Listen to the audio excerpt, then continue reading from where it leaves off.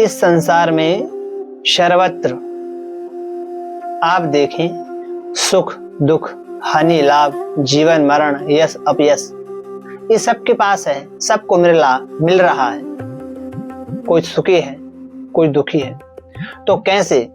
तो इसमें महाराज हमारी जो एक नित्य कर्म है, जिसको कहते हैं प्रतिदिन डेली वर्क, जो हमको करना चाहिए, अगर हम उसको सुधार लें, उसमें कुछ संशोधन कर लें, तो मैं आपसे वादा करता हूं, मैं क्या करता हूं, ये सिद्धांत करते हैं और सिद्धांत के बल पर ही मैं आपको बता रहा हूं कि आपका जीवन कितना सुंदर और सफल हो जाएगा।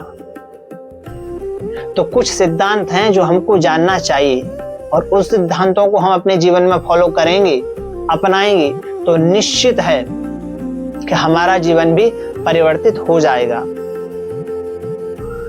अगर आप चाहते हैं कि आपका दिन शुभ हो, तो सर्वप्रथम अधिक से अधिक, जल्दी से जल्दी उठने का प्रयत्न करें।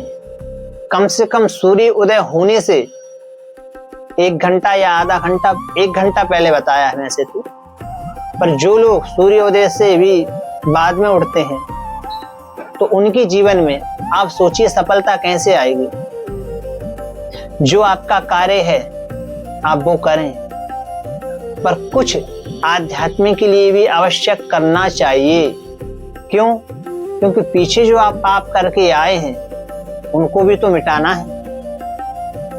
अभी आप कितने पाप कर रहे हैं आपको पता नहीं है, क्योंकि आपको पता ही नहीं है कि कर्म क्या है और विकर्म क्या है और अकर्म क्या है। हम जिस जाति वर्ण में उत्पन्न हुए उसके अनुसार हमको क्या करना चाहिए आपको पता ही नहीं। 10 बजे, 8 बजे, 9 बजे सोकर उठ रहे हैं, तो क्या आप कर्म करेंगे? इसलिए सर्वप्रथम तो यह है कि आप सुबह जल्दी उठें, कम से कम इतने जल्दी कि सूर्य उदय होने से पहले उठें।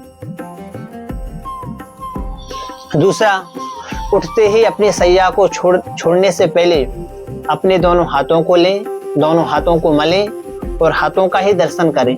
कराग्रते वस्ते लक्ष्मी कर मध्य सरस्वती कर मूल स्थितो ब्रह्मा प्रभाते कर दर्शनम। सर्वप्रथम हम शुभ कहते हैं किसका मुंह देखें महाराज? सर्वप्रथम हम किसका दर्शन करें? तो सर्वप्रथम हम अपने हाथों को ही देखें।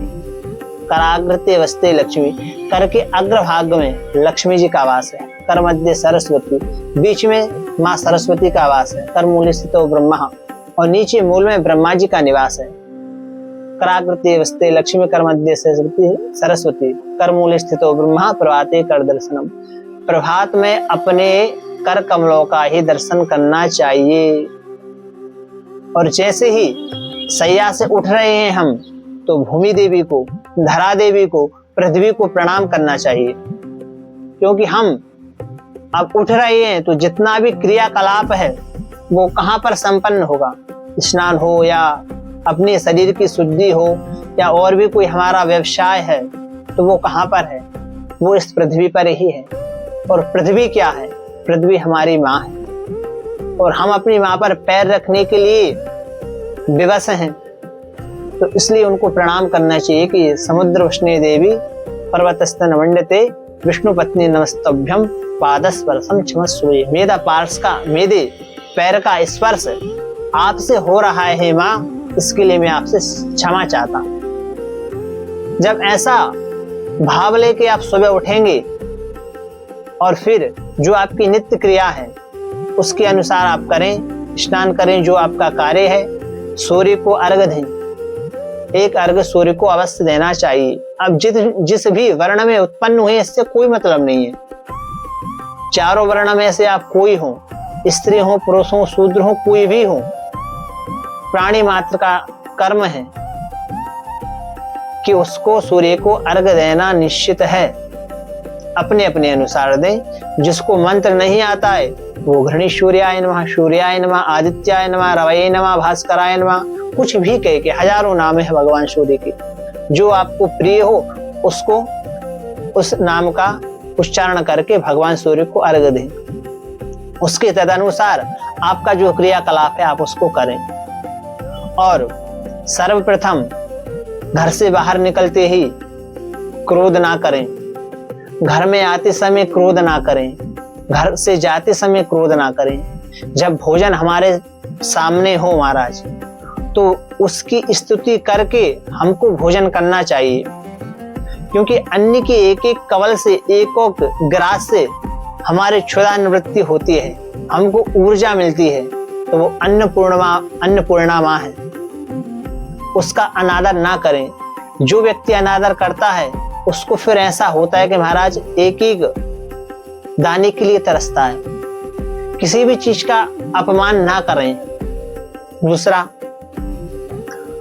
कोई भी कार्य है तो उसको धैर्यता से, दक्षता से करना चाहिए। कई लोग होते हैं कि जहां महाराज थोड़ी सी सुई का काम है वहीं तलवार चला देते हैं, तो ऐसा कार्य ना करें।